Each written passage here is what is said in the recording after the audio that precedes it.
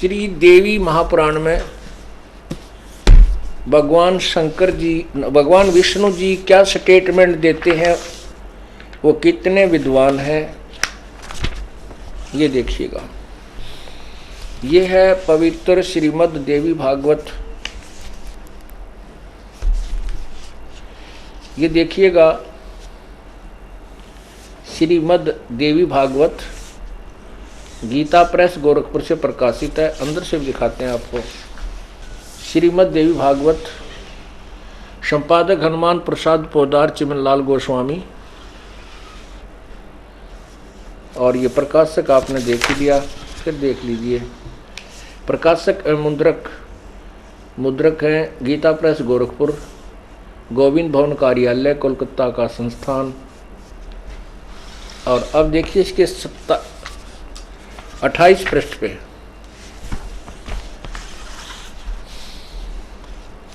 ये है पहला सकंद और अध्याय नंबर 4, पहला सकंद अध्याय नंबर 4, क्योंकि ये 3 यहाँ समाप्त होता है। 1 से 3 की व्याख्या 27 पर समाप्त हो जाती है। 27 से ही चौथा प्रारंभ हो जाता है। 28 पे हम आपको पढ़कर सुना रहे हैं। 28 पे, ये 28 है।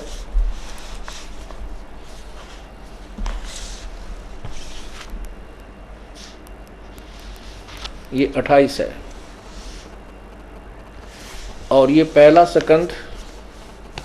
यहाँ क्या लिखा है, नारद जी ने कहा, महाभाग व्यास जी, तुम इस विषय में जो पूछ रहे हो, ठीक यही प्रश्न मेरे पिताजी ने भगवान श्री हरि से किया था। वेदादि देवाधिदेव यानी भगवानों के भगवान, देवताओं के देवता भगवान जगत के स्वामी हैं। लक्ष्मी जी उनकी सेवा में उपस्थित रहती हैं। दिव्य कौस्तुभमणि उनकी शोभा बढ़ाती है। वे शंख चक्र गदा लिए रहते हैं, पीतांबर धारण करते हैं, 4 भुजाएं, वक्षस्थल पर श्रीवत्स चिन्ह चमकता रहता है। वे चराचर जगत के आश्रय दाता हैं, जगत गुरु एवं देवताओं के भी देवता हैं। ऐसे जगत प्रभु भगवान श्री हरि महान तप कर रहे थे, उनकी समाधि लगी थी। यह देखकर मेरे पिता ब्रह्मा जी को बड़ा आश्चर्य हुआ। नारद जी बता रहे हैं। अतः उन्होंने उनसे जानने की इच्छा प्रकट की। ब्रह्मा जी ने पूछा, प्रभो, आप देवताओं के अध्यक्ष, जगत के स्वामी, भूत भविष्य एवं वर्तमान सभी जीवों के एकमात्र शासक हैं। भगवान, फिर आप क्यों तपस्या कर रहे हैं और किस देवता की आराधना में ध्यान मगन है? मुझे असीम आश्चर्य तो यह हो रहा है कि आप देवेश्वर एवं सारे संसार के शासक होते हुए भी समाधि लगाए बैठे हैं। ब्रह्मा जी के विनीत वचन सुनकर भगवान श्री हरि ने कहने लगे, भगवान ब्रह्मन, सावधान होकर सुनो। मैं अपने मन का विचार व्यक्त करता हूँ। देवता, दानव, मानव ये सब यही जानते हैं कि तुम सृष्टि करते हो, मैं पालन करता हूँ और संकर संहार किया करते हैं। किंतु फिर भी वेद के पारगामी पुरुष अपनी युक्ति से यह सिद्ध करते हैं कि रचने, पालने और संहार करने की यह योग्यता जो हमें मिली है, इसकी अधिष्ठात्री शक्ति देवी है। वे कहते हैं कि संसार की सृष्टि करने के लिए तुम में राजसी शक्ति का संचार हुआ है, मुझे सात्विक शक्ति मिली है और रुद्र में तामसी शक्ति का आविर्भाव हुआ है। उस शक्ति के अभाव में तुम इस संसार की सृष्टि नहीं कर सकते, मैं पालन करने में सफल नहीं हो सकता और रुद्र से संहार कार्य होना भी संभव नहीं है। ब्रह्मा जी, हम सभी उस शक्ति के सहारे ही अपने कार्य में सदा सफल होते आए हैं। सुवर्त, प्रत्यक्ष और परोक्ष दोनों ही उदाहरण मैं तुम्हारे सामने रखता हूँ। सुनो, यह निश्चित बात है कि उस शक्ति के अधीन होकर ही मैं प्रलय काल में इस शेष नाग की सैया पर सोता और सृष्टि संहार करने के अवसर पर आते ही जाग जाता हूँ। मैं सदा तप करने में लगा रहता हूँ। उस शक्ति के शासन से कभी मुक्त नहीं रहता। कभी अवसर मिला तो लक्ष्मी के साथ सुख पूर्वक समय बिताने का सौभाग्य प्राप्त होता है। मैं कभी तो दानों के साथ युद्ध करता हूँ। अखिल जगत को भय पहुँचाने वाले दैत्यों के विकराल शरीरों को शांत करना मेरा परम कर्तव्य है। अब देखना 29 पृष्ठ पे क्या कह रहे हैं, ये आप पढ़ रहे हो।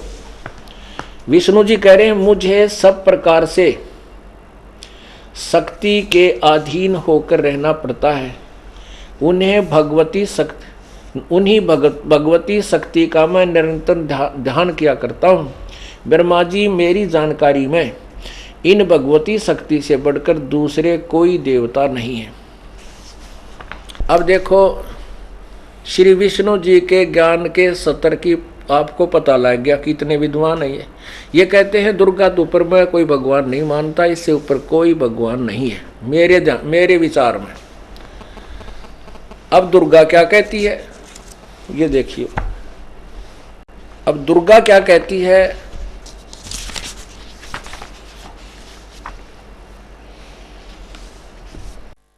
अभी आपने भगवान श्री हरि यानी भगवान विष्णु जी की जो जानकारी प्राप्त की, वो कहते हैं कि मेरे सोच में, मेरे ज्ञान में, मेरे जो नॉलेज है उसमें दुर्गा से ऊपर कोई परमात्मा नहीं है। और दुर्गा क्या कहती है कि तुम दोनों मेरा और उस ब्रह्म का ध्यान करो।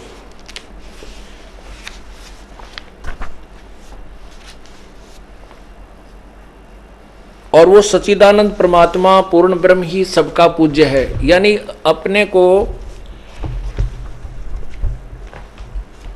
अपने से ऊपर अन्य भगवान यानी पूर्ण परमात्मा की भक्ति की तरफ वो संकेत करती है।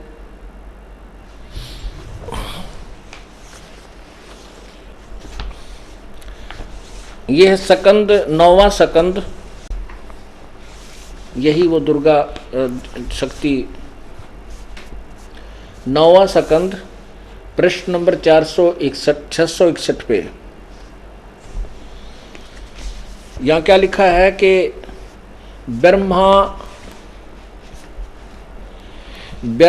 विष्णु और शिव और ऋषि आदि सभी सच्चिदानंद ब्रह्म में प्रवेश कर जाते हैं। जब सब ब्रह्मांडों की जो है ना विनाश होता है, उस ब्रह्म में ही प्रकृति भी लीन हो जाती है। प्रकृति पुरुष एक ही हो जाते हैं मुने। अब देखना, ब्रह्मा विष्णु शिव और ऋषि आदि सभी सच्चिदानंद ब्रह्म प्रवेश कर जाते हैं। और उस तत्ब्रह्म में, जैसे आपको गीता जी अध्याय नंबर 7 के मंत्र नंबर 29 में विवरण सुना कि गीता ज्ञानदाता कहता है कि उस तत्ब्रह्म को जानकर सर्व अखिल जो है ज्ञान को, तत्व ज्ञान को समझकर उसके पश्चात साधक केवल जन्म मरण से ही छुटकारा पाने की चेष्टा करता है। गीता जी अध्याय नंबर 8 के मंत्र नंबर 1 में अर्जुन ने पूछा, भगवान किम तत्ब्रह्म, वो तत्ब्रह्म है कौन, वह ब्रह्म कौन है। 8वें अध्याय के 3रे श्लोक में भगवान गीता ज्ञानदाता ने उत्तर दिया कि वो परम अक्षर ब्रह्म है, वो तत्ब्रह्म, वो पूर्ण ब्रह्म है, परम अक्षर ब्रह्म है। उसी के विषय में आप देखिएगा, ब्रह्मा विष्णु शिव और ऋषि आदि सभी सच्चिदानंद ब्रह्म में प्रवेश कर जाते हैं। उस ब्रह्म में ही प्रकृति भी लीन हो जाती है, दुर्गा भी। प्रकृति और पुरुष एक हो जाते हैं। या देखिए, संपूर्ण ब्रह्मांडों के जो एकमात्र ईश्वर हैं उन्हें परमात्मा कहा जाता है। उनका विग्रह सत्य चित्त और आनंद में है। ब्रह्मा प्रभृति देवता महाविराट और स्वल्प विराट सभी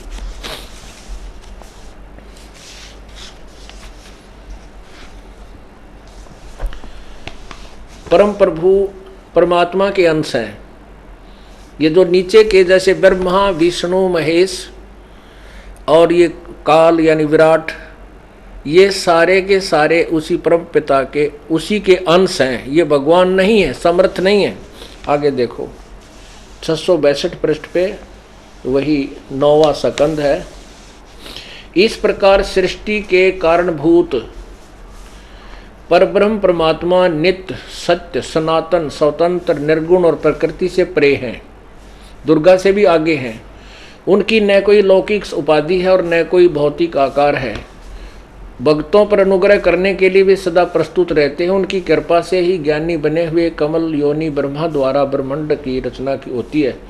शिव को मृत्युंजय और सर्वशक्तिताओं कहा जाता है। वे सर्वेश एवं महान तपस्वी हैं। परब्रह्म को जानकर उनकी तपस्या के प्रभाव से संहार कार्य में सफल होते हैं। यानी विष्णु ब्रह्मा शिव सफल नहीं है, समर्थ नहीं है, ये उस परमात्मा की शक्ति लेकर आगे कार्य करते हैं। उन परब्रह्म के प्रति श्रद्धा रखने तथा उनकी सेवा करने के प्रभाव से ही जगत पालक भगवान विष्णु महान विभूति से संपन्न, सर्वज्ञानी, सर्वदर्शी, सर्वव्यापी, सबके रक्षक, संपूर्ण शक्ति प्रदान करने में समर्थ तथा सर्वेश्वर हुए। प्रकृति को सर्वशक्ति रूपणी महामाया और सर्वेश्वरी भी कहते हैं। इसका क्या अर्थ हुआ? इसे ये सिद्ध हो गया कि न तो ब्रह्मा समर्थ है, न विष्णु समर्थ है, न शिव जी समर्थ है, और इस ब्रह्मा विष्णु महेश से ऊपर और शक्ति है, इस दुर्गा से भी ऊपर और शक्ति है। दुर्गा अपने ही वचनों में कहती है कि उस परमात्मा की भक्ति करनी चाहिए जो सर्वेश्वर, सबका ज्ञानदाता, सबका मालिक है। ये है 7वां स्कंद। वही देखिएगा श्रीमद् देवी भागवत, ये 7वां स्कंद और 562 से फिर सुनाते हैं आपको।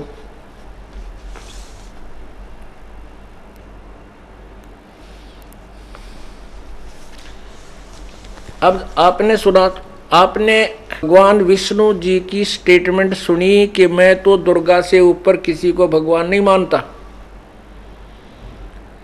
अब दुर्गा क्या कह रही है वो सुनो, पढ़िए स्वयं अपनी आंखों से। देवी द्वारा हिमालय को ज्ञान उपदेश, या खुद देवी कह रही है। श्री देवी जी कहने लगी, पर्वतराज, इस प्रकार योग युक्त होकर मुझ ब्रह्म स्वरूप देवी का ध्यान करे। यह ध्यान आसन पर भली भांति बैठकर अहतुकी भक्ति के साथ करना चाहिए। आगे देखो उस ब्रह्म का क्या स्वरूप है। अब देखो ये सभी उवाबाई का ज्ञान देते हैं, जीव को भ्रमित करते हैं। दुर्गा पहले तो कह रही है कि मेरा ध्यान करो, अब कहती है उस परमात्मा के बारे में बताती हूँ जो सर्वशक्तिमान है, सबका पालक है, वही पूजा के योग्य है। ये देखो उस ब्रह्म का क्या स्वरूप है यह बतलाया जाता है, जो प्रकाश रूप, सबके अत्यंत समीप में स्थित, हृदय रूप गुहा में स्थित होने के कारण गुहाचर नाम से प्रसिद्ध और महान पद अर्थात परम प्राप्य है। वह समस्त प्रजा के ज्ञान से परे है। अब देखो क्या कह रही है दुर्गा कि वो परमात्मा तो सबके ज्ञान से पार है, अर्थात उसके विषय में कोई नहीं जानता। अब देखो आगे क्या बताते हैं, अर्थात किसी की बुद्धि में आने वाला नहीं है, यह तुम जानो। जो परम प्रकाश रूप है, जो सूक्ष्म से अत्यंत सूक्ष्म है, जिसमें संपूर्ण लोक और उन लोकों में निवास करने वाले प्राणी स्थित हैं, वह अक्षर ब्रह्म है, अविनाशी ब्रह्म है, और वही सबके प्राण है, वही सबकी वाणी है और वही सबके मन है। वह यह परम सत्य और अमृत अविनाशी तत्व है। सौम्य वेदने योग्य लक्ष्य का तुम वेदन करो। ओह सौम्य उस वेदने योग्य लक्ष्य का तुम वेदन करो, मन लगाकर उसमें तन्मय हो जाओ। सौम्य उपनिषदों में कथित महान अस्त्र रूप धनुष लेकर उस पर उपासना द्वारा तीक्ष्ण किया जाए हुआ बाण साधना करो, संधान करो, और फिर भगवान भावना गुप्त चित्त से के द्वारा उस बाण को खींचकर उस अक्षर रूप ब्रह्म को ही लक्ष्य बात बनाकर वेदन करो। परवण ओम धनुष है, जीवात्मा बाण है और ब्रह्म को उसका लक्ष्य कहा जाता है। अब ये सभी तत्व ज्ञान से अपरिचित हैं और परमात्मा पूर्ण ब्रह्म ने आकर के पहले ब्रह्मा को, फिर विष्णु को, शिव को इनको समझाने की चेष्टा की। इन्होंने कुछ तो वो ज्ञान परमात्मा वाला ठीक सा मान लिया और उसी का फिर आगे प्रचार चलता रहा। अब देवी क्या कह रही है, ये क्या कहते हैं कि वो परमात्मा जो और है, सबकी बुद्धि से परे है, वो अक्षर ब्रह्म, अक्षर माने अविनाशी, वो अक्षर ब्रह्म, तो उसका ही वेदन करो। वेदन माने उसी को लक्ष्य मानकर प्राप्त करने की चेष्टा करो। उसके लिए ओम मंत्र है।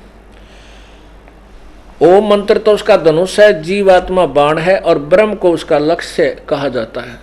लक्ष्य यानी उसका उद्देश्य। आगे देखो, वह एकमात्र परमात्मा को, उस एकमात्र परमात्मा को ही जानो, दूसरी सब बात छोड़ दे। यानी अपनी पूजा भी कहती है छोड़ दो, केवल सब प्रकार से उसी परमात्मा को जानो।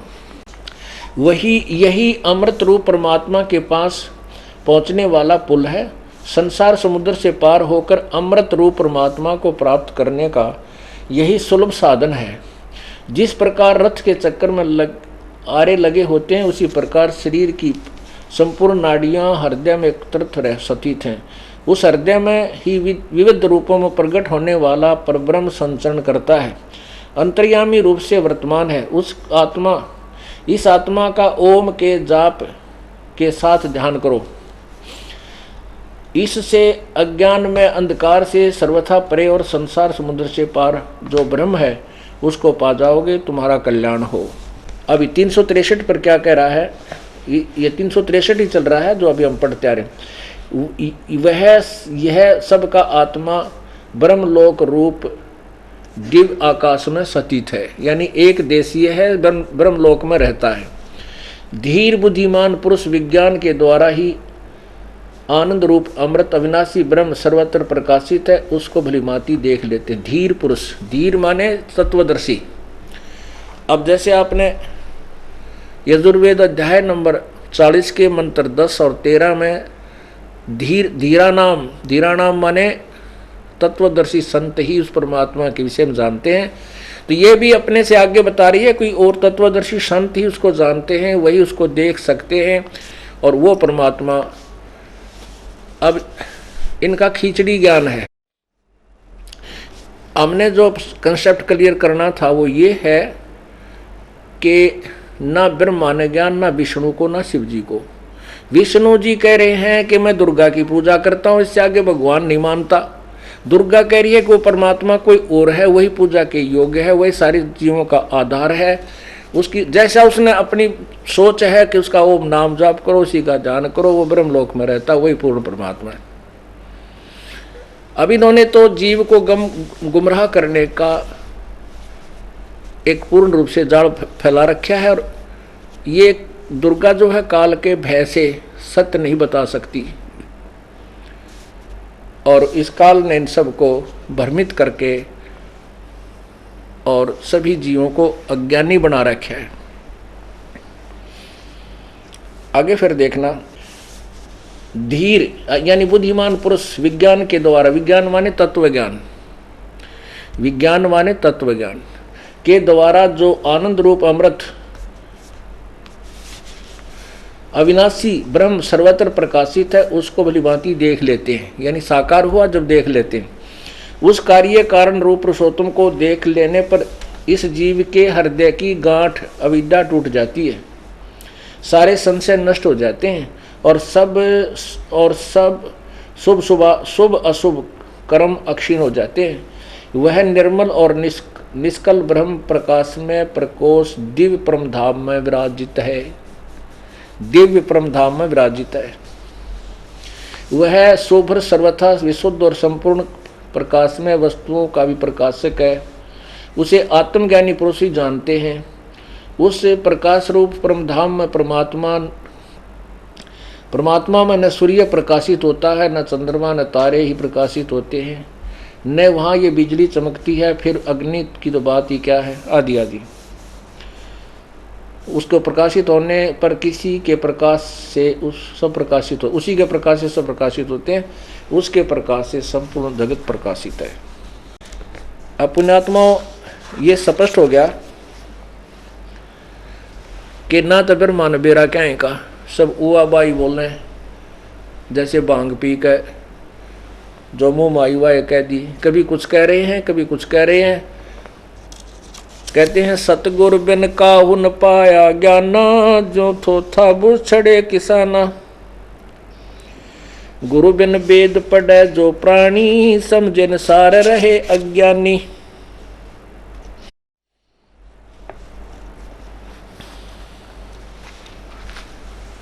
अब गुरु कौन है? तत्वदर्शी संत को गुरु कहते हैं, सतगुरु। वैसे तो गुरु शब्द बहुत है। गुरु का अर्थ होता है ज्ञान प्रदान करने वाला, अंधेरे से उजाले की ओर ले जाने वाला, टीचर। लेकिन सतगुरु इसलिए कहना पड़ा क्योंकि झूठे गुरु गणे हो गए, इसलिए सच्चा गुरु कहना पड़ा, बोलना पड़ा।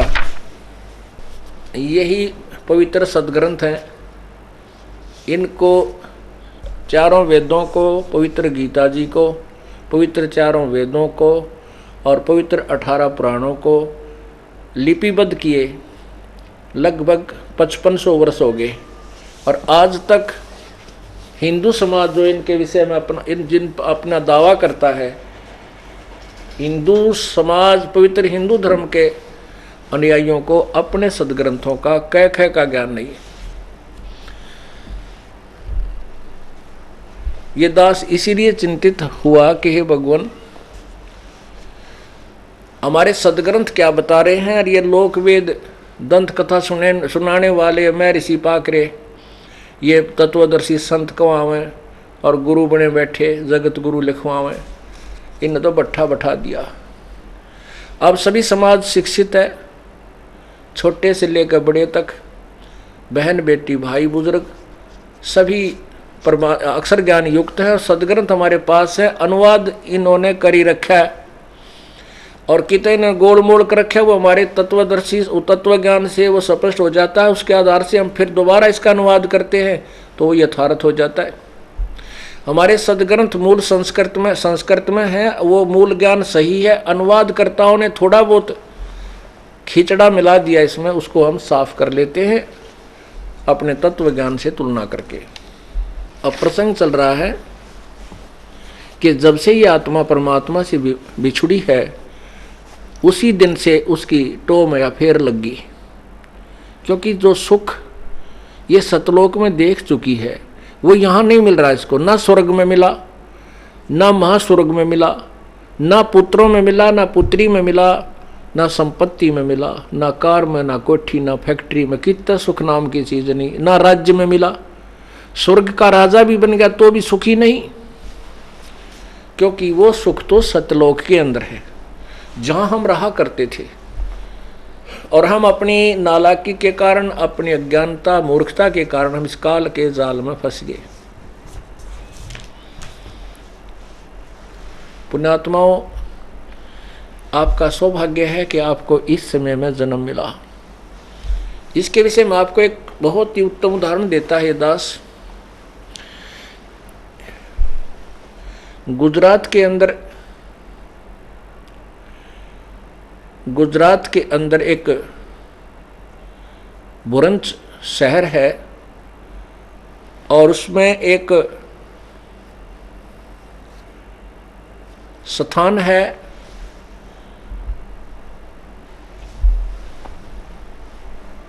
वहां पर उसे शुक्ल तीर्थ बोलते थे उस समय में। वहां पर 2 ब्राह्मण भाई रहते थे। उस समय वो एक टापू था, आज भी एक टापू है। उस समय उसमें 30-40 घर थे, यानी झोपड़ियां थी, मकान थे। आज से 550 वर्ष पूर्व की बात है। छोटे छोटे गांव हुआ करते थे। शुक्ल तीर्थ नाम का एक गांव था। उसमें 2 ब्राह्मण भाई रहते थे, एक जीवा एक तत्वा। उसको दत्ता भी बोलते हैं, जीवा दत्ता तत्वा।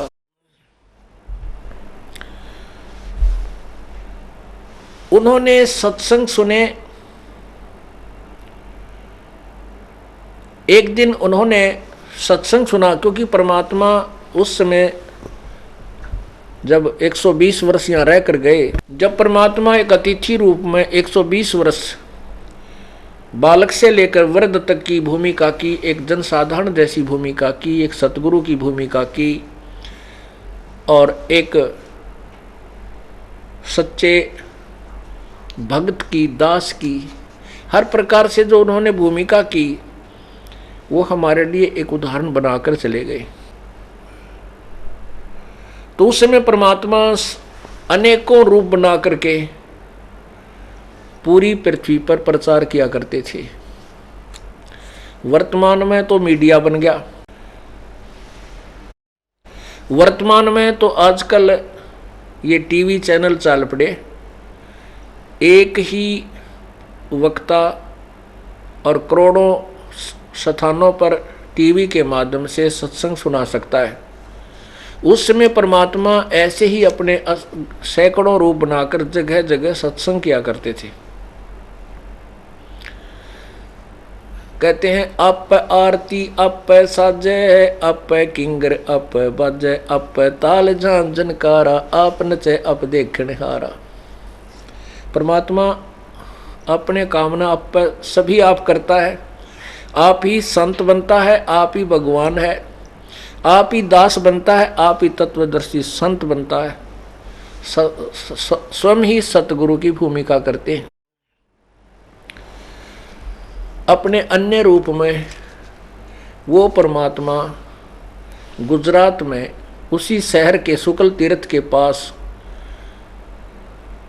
सत्संग फरमा रहे थे। ये जीवा और तत्वा दोनों भाई परमात्मा की चाह में सत्संग सुनने, जहाँ भी किसी ऋषि महर्षि या भगत संत का कोई सत्संग सुनते थे, दोनों भाई सारे काम न त्याग के वहाँ पहुँच जाते थे। परमेश्वर ने सत्संग यही फरमाया कि पूर्ण संत बिना मोक्ष नहीं हो सकता, और पूर्ण संत के बिना साधना करना भी व्यर्थ है। इस तरह बहुत लंबे चौड़े परमात्मा ने प्रमाण दे करके सत्संग किया, जिससे जीवा और तत्वा के हृदय में यह बात समा गई कि अभी जब तक पूर्ण संत नहीं मिलेगा और वैसे साधना करना व्यर्थ है, डले डोने वाली बात है, तो क्यों ना पहले हम तत्वदर्शी कोई परम संत की ही खोज करें, उसके बाद ही हम साधना शुरू कराएंगे। उन्होंने सोचा हम जिस भी ऋषि महर्षि मंडलेश्वर या सुप्रसिद्ध संत का सत्संग सुनने जाते हैं, तो जिसका भी सत्संग सुनते हैं हमने तो सारे बढ़िया लगे।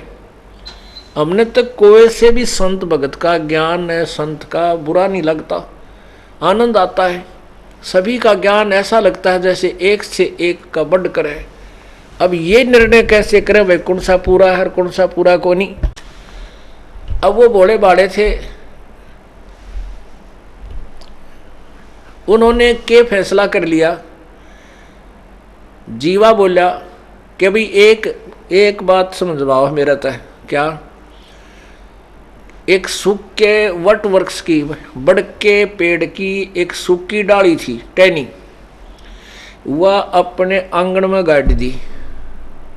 जैसे पौधा लगा कर ऐसे गड्ढा खोद कर और उसमें वह सूखी टहनी बड़की वट वृक्ष की सूखी टहनी गाड़ दी जैसे पौधा लगा कर, और कहने लगा, जीवा बोला भाई एक काम करते हैं, हमारे तेनों समझ में आता नहीं किसका ज्ञान खरा है किसका खरा को नहीं, कौन संत पूरा है कौन अधूरा है। भाई जिसके हम संतों के गुरुओं के पैर धोवांगे, हमारे घर पर बुलावांगे, आदर से सत्संग करवावांगे और सत्संग सुनकर उसके बाद उनका चरण धो करके इस टहनी में डालेंगे। यदि ये टहनी हरी होगी तो पूरा संत मानांगे, नहीं तब हम नाम लिया को नहीं। चाहे इससे अच्छा तो ना भक्ति करना वो बढ़िया। उन्होंने पहले तो आसपास जितने भी कोई संत भक्त मिलते जो सत्संग करने वाले, उनको प्रार्थना करते, अपने घर सत्संग करवाते। उनका ज्ञान विचार सुनते, फिर चरण धो करके उस टहनी में, उस गड्ढे में डाल देते जिसमें सूखी लकड़ी डाल गाड़ रखी थी। जब उन्होंने देखा कि इनसे कुछ नहीं बात बन रही, फिर सुना उन्होंने कि वहाँ एक बहुत बड़े मंडलेश्वर रहते हैं, एक बड़े सिद्ध पुरुष रहते हैं। कोई गुफा में बताए, कोई तो धूने पर तप रहे हैं, वो बताए कहीं उल्टा खड़े हैं, कोई जल में खड़े हैं। फिर वो दोनों भाई उनके पास गए, पहुंचे उन महापुरुषों के पास। उन्होंने घर पे आने से तो इनकार कर दिया। फिर उन्होंने प्रार्थना की, प्रभु आपके दास आपके चरणों की रज पान करना चाहते हैं, कृपा चरणामृत देने की कृपा करें। संत दयालु भी होते हैं, उन्हें कहा ले भाई ले लो। उन्होंने अपने चरण, उनके चरण धो लिए और डोली में गाल लिए, डाल कर घर ने ले आए। उसमें डाला नो रिजल्ट। उन्होंने सभी जितने भी जहां भी जिसने बताया वहां पहुंचे, उनका चरणामृत ले आए और टहनी में डाल दिया, लेकिन वह लकड़ी गलन लगी। हरी तो कहाँ होनी थी। अब उन दोनों भाइयों ने फैसला कर लिया कि इस पृथ्वी पर कोई संत नहीं है, और हमने उस संत की बात 100% सही लगी।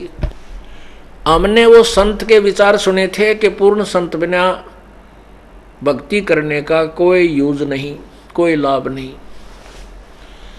और भाई वो संत हमने कुछ लागे नहीं था, वो एक साधारण सा भगत दिखाई देता। उसमें तो मुझे ज्ञान, ऐसा ज्ञान तो उसने ठीक बताया, पर वो भाई भक्ति का अंश उसमें मुझे दिखा नहीं। उन दोनों भाइयों ने आप पर फैसला किया, क्योंकि हमारा जो दृष्टिकोण है भगत और संत, हम उसको मानते हैं साधक जिसने कहते बड़ी बड़ी जटा बढ़ा रखी हो, सिर पर बड़ी बड़ी जटा हो, दाढ़ी बढ़ रही हो, गल में माला डाल रखी हो, धूना पर बैठा हो, कि खड़ा हो, तपस्या कर रहा हो, कह दूध पीता हो, रोटियाँ ना खाता हो, यानी डले ढोंता हो ना, वो अच्छा लगा हमने। कह मूंड मुंडा रखा हो, कति घोटम घोट करके न तिलक ला रखे हो मस्तिष्क में, तो हम उनको संत माने थे। और परमात्मा अपने सिंपल ड्रेस में रहा करते, जिस क्षेत्र की जैसी वेशभूषा होती वहां वैसी ही बना करके प्रकट हो जाते थे।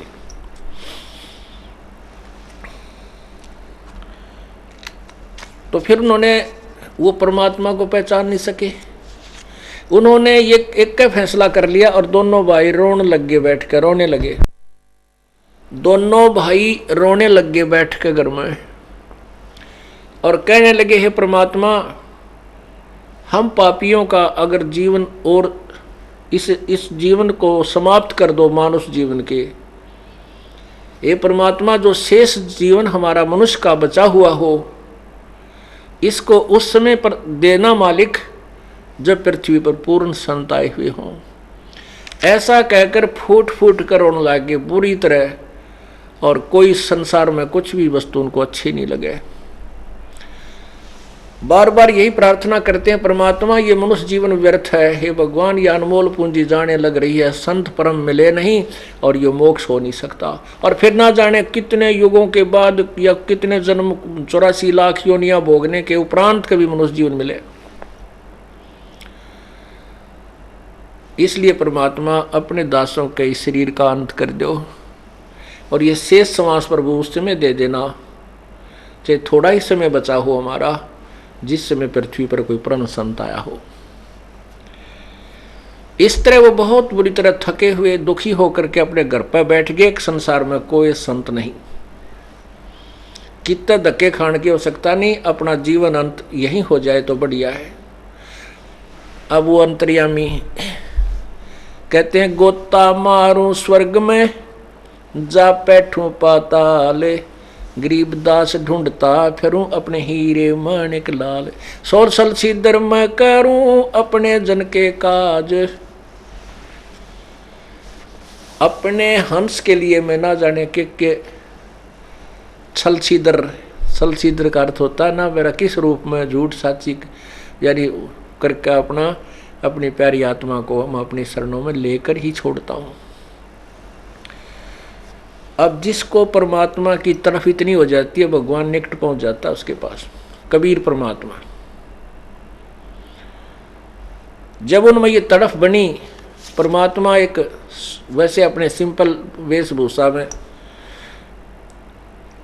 और दाढ़ी बढ़ा रखी थी प्रभु ने, ऊपर टोपी पहन रखी। अब परमात्मा कबीर परमेश्वर जी जीवा दत्ता की झोंपड़ी के सामने से और ऐसे गली से गुजर रहे थे। जीवा बाहर खड़ा था। अब पुण्यात्मा होती हैं, उन्होंने परमात्मा की दाढ़ी बढ़ी हुई थी, उसने सोचा ये महात्मा है, चरणों में प्रणाम किया। महाराज सत साहेब राम राम राम राम भाई नो कहेगा भगवान आगे न चल पड़े। अब कहते हैं करे करावे साइया मन में लहर उठा, तादू सिरदर जीव कह वो आप बगल हो जा। अंदर प्रेरणा करी मालिक ने जीवा कहे, जैसे इस संत ने क्यों ना अपने घर बुला लूं, ईसा महात्मा बहुत अच्छा लग रहा है मुझे तो, क्योंकि आत्मा को परमात्मा खींचता है। जब आत्मा के साथ से भगवान जा रहा था तो उसके अंदर एक विशेष कसक होगी।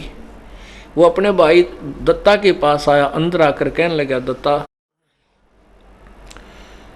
मेरी एक अर्ज है आपसे कि एक संत जावत गया है यहाँ से इधर को, आपकी आज्ञा हो तो बुला लिया उसको, सत्संग सुन लेंगे, उनका भी चरण धो लेंगे।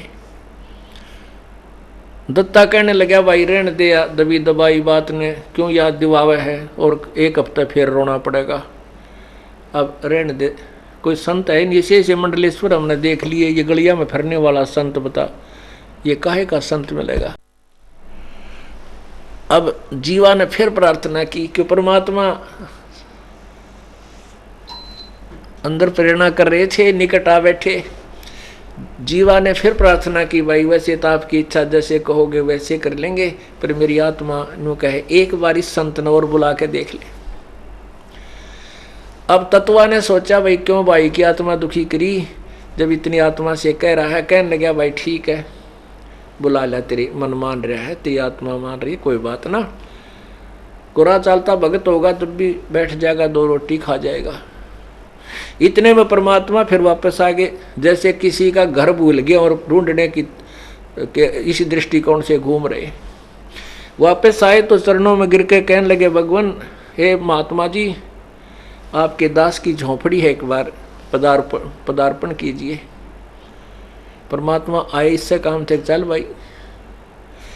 अंदर पहुंच गए, एक बैठना यानी मुड्डा बिछा दिया, दोनों भाई बैठ गए। अब उन दोनों के मन में यूं था कि पहले चरण धोवांगे, ट्रेनी में डालांगे, पाछे बात कराएंगे। इस तरह वो लिया एक तसड़ा सा ठाके परात, जैसे रोटी गूंदन की वो है, आटा बनाने का पात्र है, परात या तसला जो भी उनके पास था, लिया करके चरण धोए। वो दत्ता कहने लगा जीवा संतों के चरणामृत को भाई कितने गली में मत फेंकना, गमले में डाल दिए, वहां उनका संकेत था पहले से। अब जीवा ले जा करके आंगन में दूसरी तरफ वो ऐसे चरणामृत उस गड्ढे में डाला था जिसमें सूखी टहनी खड़ी थी वट वृक्ष की। वो डालते डालते ही वो हरी होगी, कोपल फूट आई। जीवा ने वहीं पटक दी प्रांत और आवाज लगाई, रे बाजा दत्ता बाजा दत्ता। भाग के आ, क्या हो गया? वो दत्ता भाग गया, आया, कहने लगा देख भगवान है तो कति से मोटे मोटे पत्ते, कति कच्चे वट वृक्ष जैसे नया पौधा हो गया करे। बोलो सतगुरुदेव, बोलो बंदी छोड़ कबीर साहेब जय। सत साहेब। दोनों भाइया ना आके एक एक पैर पकड़ दिया और ऐसे रोए जैसे बालक के माँ और बाप दोनों मर जाएं। और फिर वो टक्कर मार मार कर रोया करें, सबकी बंध जाती है। दोनों पैर पकड़ के एक एक और रोवे बुरी तरह, बहुत बुरी तरह रो रहे हैं। भगवान ये परमात्मा आप कहाँ थे, आप पहले क्यों नहीं आए मेरे मालिक, हम तो बहुत दुखी हो लिए। हमने तो ये सोच लिया था पृथ्वी पर कोई संत नहीं, ये परमात्मा हम तो न्यों सोचा थे मर जा तो बढ़िया। मृत्यु हो जा अच्छा, और कभी फिर जन्म दे भगवान इस मनुष्य जीवन को शेष, जब कभी पृथ्वी पर कोई परम संत आए हो। परमात्मा बोले बेटा आ तो मैं पहले भी जाता, पर तुम्हारा धर्म कर्म बिगड़ जाता। क्यों बिगड़ जाता? क्योंकि तुम्हारे मन में मैं आ जाता, और मेरा आते ही काम तो होना ही था, तुम्हारी यह शर्त पूरी होनी ही होनी थी। लेकिन तुम्हारे को मैं भगवान ना दिखाई दूं, वो मैं विद्वान नहीं महसूस लगूं, तुम ये कहो ये तो कोई वैसे जंतर मंतर करनिया होगा, और फिर आप कहीं और मंडलेश्वरों के पास धक्के खाते फिरते, फिर मेरे में श्रद्धा ना होने से तुम्हें पूर्ण लाभ नहीं मिलता। पुण्यात्माओं, सौभाग्यशाली तो आप हैं, क्योंकि आपको इस समय में मनुष्य जीवन मिला है जब दास परमात्मा ने भेज दिया इस तत्व ज्ञान का डूंडा ठाने के लिए। और उससे भी ज्यादा सौभाग्यशाली वो हैं जो पहले इन मंडलेश्वरों द्वारा और सब संतों द्वारा धक्के खा लिए और अब इस दास के पास आएंगे, इस ज्ञान को सुनेंगे, वो और भी सौभाग्यशाली है, क्योंकि वो फिर डगमग नहीं होंगे। और जैसे कोई पहली बार यहाँ आ गया, हमने ज्ञान सुनाया, ज्ञान समझ में आ गया, फिर वो सोचता है कहीं वो इतने बड़े संत जिसके लाखों शिष्य हैं, कहीं उसके पास ज़्यादा मसाला हो, यहाँ से हटकर उसके सत्संग भी सुनने चला जाता है, उसमें आस्था बनाकर गया हो, वैसे तो जा ही नहीं सकता। तो वहाँ जाने से यहाँ आपका नाम खंड हो जाएगा, क्योंकि आपकी आस्था, आपकी भक्ति अनन्य नहीं रही। तो वो फिर उसके अंदर जो है ना थोड़ा विकार पैदा हो जाएगा, वो लेट हो जाता है। और जो सब जगह धक्के खा लिए, कोई तो अपने दुख निवारण के लिए घूम लिए, कोई मोक्ष पाने के लिए घूम लिए, वहाँ कोई वस्तु मिली नहीं, वो अब यहाँ आए हैं, वो और भी सौभाग्यशाली समझना। और जो पुण्यात्मा मेरे जैसे थे, जो हनुमान जी और रामकृष्ण हर के गुण गाते फिरा करते, वह तो वैसे सौभाग्यशाली है, क्योंकि वहाँ तो कोई स्थिर ज्ञान था ही को नहीं। हमारे को ये ज्ञान समझ में आया, तुरंत समझ में आ गया, तुरंत ग्रहण कर लिया। यदि हमारे बीच में कोई संत और घुस रहा होता, वो हमने ठिकाना लगन नहीं दो, क्योंकि हम उसके पास पूछने जाते, अब जी वहाँ से सुना है, वो चतुर व्यक्ति अपनी अपनी पोल खुलन के डरते हैं हमें और भ्रमित कर देता और उस संत से दूर कर देता। दूसरे नंबर पर सौभाग्यशाली वो हैं जो किसी संत का नहीं फंसे थे। तो पुण्यात्मा परमात्मा यही बताना चाहते हैं कि जीवा दत्ता, मैं पहले भी आ जाता, और पहले आते ही तुम्हारी ये शर्त भी पूरी हो जाती, लेकिन तुम्हारा पेटा नहीं भरा हो, तुम्हें विश्वास नहीं होता कि ये संत हो सकता है, क्योंकि तुम्हारा दृष्टिकोण संत की परिभाषा कुछ और बना रखी थी। गले में माला हो, बड़ी बड़ी दाढ़ी हो, आंख मीच कर बैठा हो, बोलता ना हो, धूने बतपता हो, या मूंड मुंडा रखा हो, कति है कपड़े ना पहनता हो, कति एक वस्त्र में एक लंगोट में रहता हो, तुम ऐसे डड़े ढोने वालों को संत मान रहे थे। ये दोनों भाई सुनो है कहाँ जी, ऐसे ऐसे बिल्कुल सही कह रहे हो। और भाई दूसरी बात यह है, तुम कह रहे हो कि पृथ्वी पर जो संत नहीं होगा, कोई संत नहीं, यदि पृथ्वी पर संत ना हो तो इसमें आग लग जा। ये तो परम संत की शक्ति से संतुलन बना रहता है बेटा। तो इस प्रकार परमात्मा ने उनका भ्रम निवारण किया और फिर ये तत्व ज्ञान सृष्टि रचना सुनाई। ओहो, अब दोनों भाइयों ने, क्योंकि ब्राह्मण, दोनों भाइयों ने उपदेश ले लिया और साथ में बच्चों ने भी ले लिया। अब वो दोनों भाई जगह जगह गांव में, गवांड में, रिश्तेदारी में ये एक सत्व ज्ञान की चर्चा करें और उनसे प्रश्न करें कि बताओ ब्रह्मा विष्णु महेश के माता पिता कौन है। वो कहें झूठ बोलते हो, तुम बकवाद करते हो, तुम देवताओं को हे बताते हो। तो सारे ब्राह्मण लोग उससे विपरीत हो गए। जब उनको पता चला कि इन्होंने काशी वाले एक धानक से नाम ले लिया, एक काशी में रहने वाले जुलाहे को गुरु बना लिया, तो ब्राह्मण समाज ने उसको जाति से घेर दिया, दोनों को जाति से निकाल दिया और कह दिया कि कोई बात, इनसे कोई संपर्क नहीं रखेगा। अब आगे समस्या पाड़ तबारी। जीवा कहता लड़की थी और दत्ता कहता लड़का। अब वो बालक शादी के योग्य हो गए। कोई भी ब्राह्मण समाज में शादी करवाने उनकी बात सुनने को तैयार नहीं, उनके लड़कों की कोई एक्सेप्ट नहीं करे, ना लड़की का ब्याह कोई स्वीकार करे, ना लड़के की कोई शादी करे। परमात्मा का आगे रोए भगवान ने, ईब क्या होगा। परमात्मा आए घूमते फिरते, जैसे आज याद किया हो 2-3 दिन में आकर प्रकट हो गए। कहने लगे भगवान आपकी दया से ज्ञान समझ में आ गया, सिर धड़की बाजी दाता, अब भाड़ में जाओ, ये समाज हमारे बात समझ में आ गई। पर एक समस्या होगी परमात्मा, मेरा तो एक लड़का एक लड़की, भाई का लड़का है, मेरा लड़की है। जीवा कहने लगा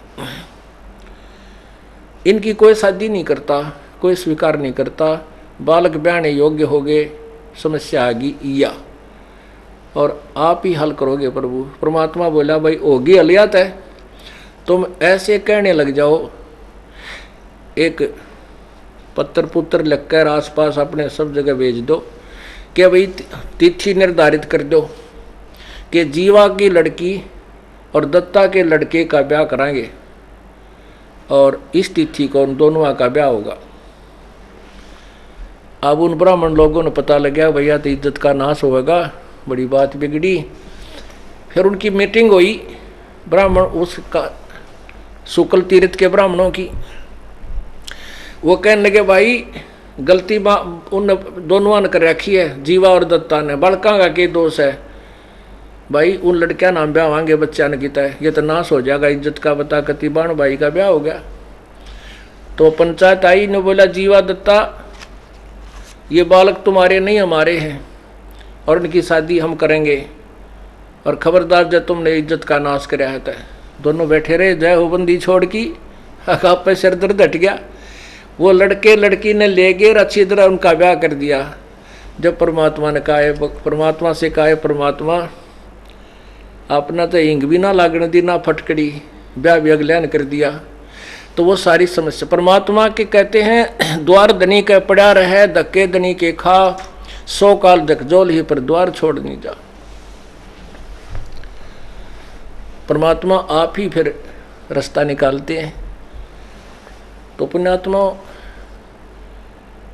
आपके ऊपर कितना रहम किया प्रभु ने, आपका मनुष्य जीवन और फिर ये तत्व ज्ञान की गंगा आपके सामने बहा दी परमात्मा ने। इसमें नहाओ और धो और पियो ठाठम ठाठ और सतलोक की तैयारी करो। परमात्मा क्या बताते थे। अब जैसे पिछले सत्संग में प्रसंग चल रहा था कि सिकंदर लोधी दिल्ली के बादशाह, उनको बहुत भयंकर रोग हो गया था, क्योंकि सिकंदर लोधी वो खूंखार बादशाह था कि बहुत हिंदुओं को मुसलमान बनाने पर लगा हुआ था। यदि परमात्मा उनको झटका नहीं देते तो शायद ही हिंदू नाम का कोई व्यक्ति बचता, सभी मुसलमान बन जाते, कुछ डरते बन जाते, कुछ लालच में बन जाते। परमात्मा ने जैसा भी उस सिकंदर लोधी ने कुकर्म किए थे, सताई थी दुनिया को, जबरदस्ती मुसलमान बनाए थे, उसके दोष के आधार से, अत्याचार के कारण उसके ऊपर इतना भयंकर रोग हो गया कि किसी से भी उसका कोई इलाज नहीं हुआ। ना उनके धार्मिक जो गुरुओं से हुआ, ना मुल्ला, ना काजी, ना पीरों से, और न ही किसी हिंदू वैद्य से या किसी गुरु पीर से या किसी संत ऋषि से सिकंदर लोधी का कोई राहत नहीं मिली। वो सभी यही कह देते थे बाद में, जब सारे जंतर मंत्र बता के उससे कोई लाभ नहीं हुआ, ये कह देते थे कि ये तेरे प्रारब्ध का रोग है, तेरे भाग में लिखा है, ये तो तुझे भोगना पड़ेगा सिकंदर जी, इसको कोई पृथ्वी पर कोई भी भगवान इसको समाप्त नहीं कर सकता। और वो उनको, क्योंकि उनके पास ज्ञान तो था ही नहीं, समाधान होगा कहाँ से। मासा घटे न तिल बधे, वेदना लिखे जो लेख, साचा सतगुरु मेट कर ऊपर मारे मेख। ठीक है, कबीर परमात्मा यानी पूर्ण ब्रह्म के अतिरिक्त कोई भी संत, कोई भी भगवान ब्रह्मा विष्णु महेश ब्रह्म पर ब्रह्म आदि, अब उनके मस्तिष्क भाग्य में लिखे हुए लेख में कोई परिवर्तन नहीं कर सकते, केवल पूर्ण परमात्मा ही परिवर्तन कर सकता है। अब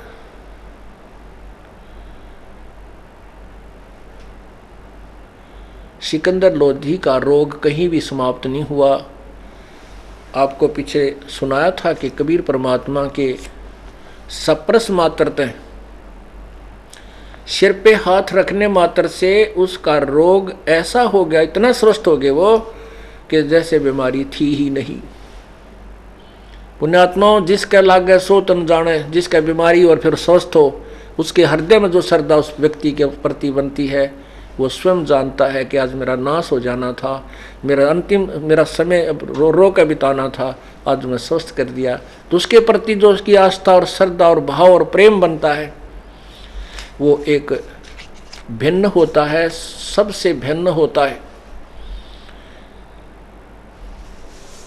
फिर परमात्मा ने, कबीर परमेश्वर ने उस सिकंदर लोधी के सामने एक और अनहोनी की। सिकंदर लोधी ने स्वामी रामानंद जी, महर्षि रामानंद जी की गर्दन काट दी थी और परमात्मा ने उसके सामने जीवित करके खड़ा कर दिया था, जीवित कर दिए थे।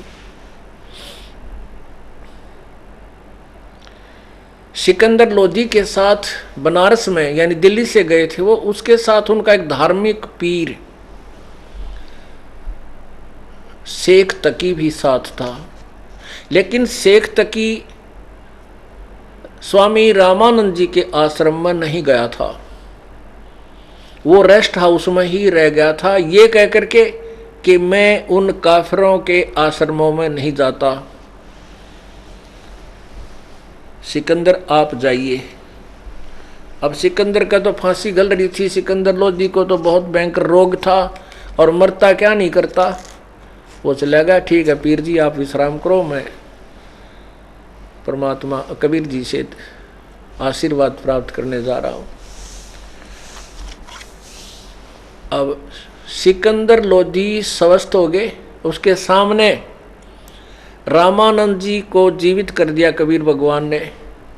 रामानंद जी के जब उन्होंने कत्ल किया, उनका गर्दन काटी सिकंदर लोधी ने रामानंद जी की, तो उनके शरीर से दो धारा निकली थी, एक खून की एक दूध की। तब उन्होंने कबीर साहब से प्रार्थना की थी रामानंद जी ने कि हे, जब वो जीवित हो गए थे, कि हे प्रभु मेरे शरीर से ये दूध और लहू, ये रक्त कैसे निकला? या तो दूध ही निकलना था चाहिए था, या रक्त, दूध भी नहीं हो सकता, रक्त ही निकलना चाहिए था, ये दूध किस लिए निकला? तब परमात्मा ने कहा था कि एक अच्छे सुयोग्य शिष्य की भूमिका, एक दास की भूमिका भी परमात्मा स्वयं ही करके दिखाने हमें आए थे कि ऐसे अपने गुरु के सामने ऐसी भाषा का प्रयोग करना चाहिए। उन्होंने कहा कि हे स्वामी जी, हे गुरुदेव, आप तो अंतर्यामी हैं, जानी जान है, आप सब जानते हो, आप तो इस दास के मुख से कहलवाना चाहते हो। तब उन्होंने बताया था कि स्वामी जी, अभी तक पहले तो आप अन्य जाति वालों को हे समझते थे, ब्राह्मण वर्ग को ऊंच मानते थे, बाकी जाति वालों को आप न्यून मानते थे। वो तो आपने दया कर दी, इस दास को शरण में ले लिया, और रविदास जी और उस समय तक कई, जैसे पीपा जी राजपूत था राजा, वो भी शरण में आ गया था, ऐसे कई ले लिए थे।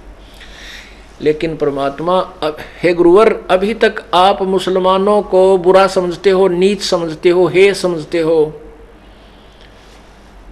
हे प्रभु, हे स्वामी जी, ऊंच नीच कोई जाति या धर्म से, समुदाय से नहीं होता।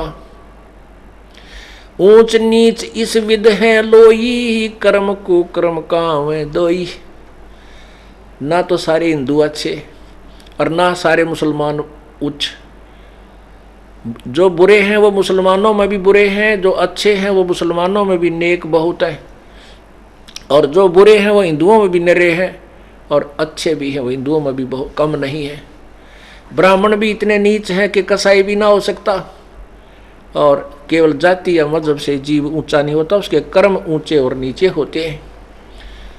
जब तक आप बैर भाव से दूर नहीं होगे, राग द्वेष आपके अंदर से नहीं खत्म होगा, तब तक आप मोक्ष अधिकारी नहीं हो सकते। इसलिए आपके शरीर, आप आधे सुपात्र हुए हो, पूर्ण सुपात्र नहीं हुए हो। जिसने भगवान चाहिए, जब उस ऐसे महापुरुष ने जाति का झंडा भी पाट दिया, एक धानक को सीने से लगा लिया था, अब फिर दूसरी चोट मार कर परमात्मा ने सीधे कर दिए। मुसलमानों को भी वो अपनी प्यारी आत्मा समझने लगा, और सिकंदर लोधी को सीने से लगा कर कहा, बेटा माफ़ कर दे मुझको, मेरे से बहुत भूल हुई थी। आज मेरा अंधेरा, हृदय का अंधेरा इस मेरे भगवान ने, कबीर जी ने मेरा हटा दिया। आज के बाद ये दास किसी भी वर्ग के, किसी भी समुदाय के, किसी भी धर्म के व्यक्ति को बुरा नहीं जानेगा। हाँ, कर्म आधार से ही उसको निर्णय लेगा। अब सिकंदर लोधी ने सोचा, भाई ये तो भगवान ने पड़ा है, क्योंकि दो चमत्कार, एक का चोट में दो चमत्कार दिखा दिए वहीं खड़े खड़े, और फिर भी को उसको भगवान को भगवान नहीं समझा तो फिर अंधा है, वो तो पामर प्राणी है, कृतघ्नी है। लेकिन सिकंदर लोधी, क्योंकि राजा जो बनता है वो बहुत अच्छी आत्मा होती है, भले ही वर्तमान में वो अपने स्वार्थवश बहुत पाप कर डालता है, लेकिन फिर भी आत्मा में उसके अंदर कुछ जगह ईश्वर की होती ही है। ये बट नेचुरल होता है। सिकंदर लोधी ने सोचा, सबसे ज़्यादा झगड़ा हमारा हिंदू और मुसलमान का हो रहा है, और इस परमात्मा को मैं दिल्ली ले चलूं, वहाँ जाकर ये प्रवचन सुनाएंगे इतने प्यारे प्यारे, जैसे आज गदगद कर दिए इन्होंने। 1-1.5 घंटा भगवान ने इसी सब्जेक्ट पर प्रवचन किया कि हम एक जाति के हैं, हम एक भगवान, जीव हमारी जाति है, मानव धर्म हमारा, हिंदू मुस्लिम सिख ईसाई धर्म नहीं कोई नारा। तुम एक पिता के संतान हो, इस काल ने तुम्हें अलग अलग मजहबों में बांट कर आपस में दुश्मन बना दिया ताकि ये मुझे ना पहचान सकें। इस तरह मालिक ने बहुत गहराई की बातें की। सिकंदर लोधी ने सोचा, इस महापुरुष को दिल्ली ले चलता हूँ और इसके सत्संग करवाऊँगा, इनके वचनों को सुनकर हिंदू और मुसलमानों का झगड़ा मिट जाएगा, सब आपस में प्यार तरह करेंगे। लेकिन ये बीच में स्वार्थी लोग होते हैं ना, जो गुरु आचार्य, ये हमारे सदा से शत्रु रहे हैं। इन्होंने हमें डिवाइड करके रूल किया है, हम एक नहीं होने दिए आज तक। लेकिन अब समय आ गया है, आप शिक्षित हो, अक्षर ज्ञान आपके पास है, अपने सदग्रंथ हमारे पास हैं, इनको देख कर के अब ये जाति और मजहब की खाई कति खत्म हो जाएगी। थोड़ा सा समय लगेगा। तो उसने प्रार्थना की सिकंदर लोधी ने कि हे प्रभु, हे अल्लाह, अल्लाह की जात, आप इस दास की एक प्रार्थना है, आज्ञा हो तो कहूँ। परमात्मा बोले, बोल भाई, कह क्यों ना, तो कह ले जो तूने कहनी है। कहने लगे कि आप मेरे साथ दिल्ली चलो और वहाँ प्रचार करो मेरे दाता, या आपसी आग लगी हुई है ख़त्म हो जाएगी। परमात्मा बोले, मैं किसी के साथ न्यों ना जाया करूँ भाई, ऐसे नहीं जाता, मैं तो केवल अपने शिष्य के साथ जाता हूँ, जो मेरा शिष्य बन जा।